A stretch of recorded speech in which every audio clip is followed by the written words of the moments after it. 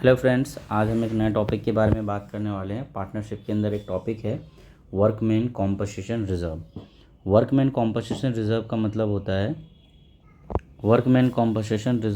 होता है कि जैसे कंपनी में कुछ वर्कर काम कर रहे होते हैं, उन वर्कर को और कोई इंजरी हो जाती है या कुछ चोट लग जाती है, एक्सीडेंट हो जाता है, तो उसको कुछ कॉम्पनसेशन देना पड़ता है। कंपनी उन्हें देती है कॉम्पनसेशन। तो कॉम्पनसेशन देने के लिए कंपनी पहले से ही एक रिज़र्व बना लेती है, क्योंकि ये पहले से ही बना के रखती है कि फ्यूचर में कभी अनएक्सपेक्टेड चीज़ें आती है, लॉस आ रहा है या कोई क्लेम देना पड़ रहा है, तो इसके लिए कंपनी पहले से रेडी रहना चाहती है, इसलिए ये रिज़र्व बनाती है, जिसका नाम है वर्कमैन कॉम्पनसेशन रिज़र्व।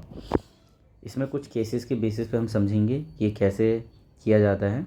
तो केस नंबर फर्स्ट है कि आर और एम दो पार्टनर है जिनका रेशियो 3 और 2 है और बैलेंस शीट में 1 लाख रुपए का वर्कमैन कॉम्पनसेशन रिजर्व है और एडजस्टमेंट कह रहा है no information given regarding WCR, यानी कि वर्कमैन कॉम्पनसेशन रिजर्व के अकॉर्डिंग कोई भी इन्फॉर्मेशन गिवन नहीं है और हमारे पास रिजर्व 1 लाख का पड़ा है।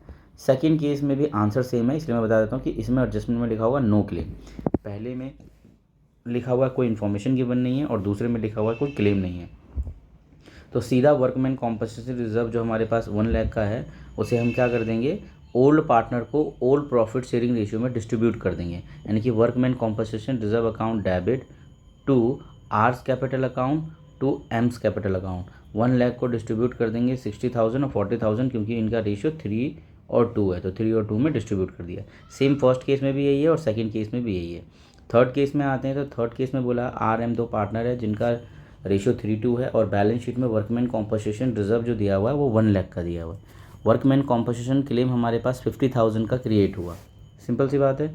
तो workman compensation reserve account debit to workman compensation claim, 50,000 का क्लेम आ गया रिजर्व में से और बचा 50,000 का रिजर्व।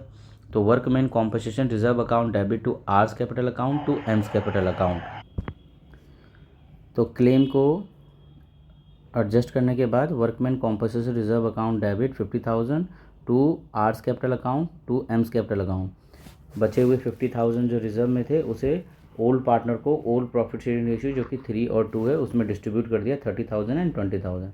हम चाहते तो ये दो अलग अलग एंट्री ना करके एक कंपाउंड एंट्री पास कर सकते थे।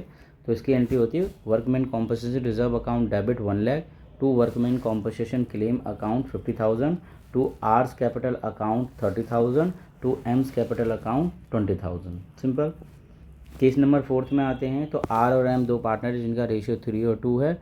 बैलेंस शीट में हमारे पास दिया हुआ workman compensation reserve 1 lakh rupees का एंड देन क्लेम भी 1 लाख का है। तो सिंपल सी एंट्री पास होगी workman compensation reserve account debit to workman compensation claim account 1 lakh rupees का क्लेम। रिजर्व भी 1 लाख का था और क्लेम भी 1 लाख का हो गया। तो यहाँ बात हो गई ख़त्म।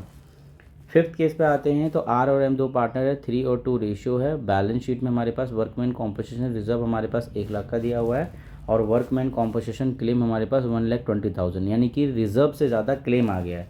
तो इस सिचुएशन में फर्म को क्या हो गया, लॉस हो गया।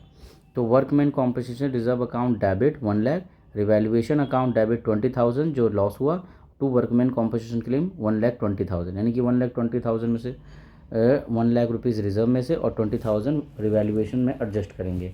अब ये लॉस है तो लॉस पार्टनर बियर करेंगे।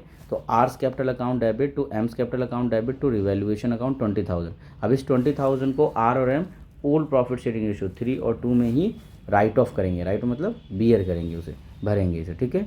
तो ये 5 केस थे वर्कमैन कॉम्पनसेशन रिजर्व के हमारे पास। ठीक है। आई होप आप लोगों को समझ में आया होगा।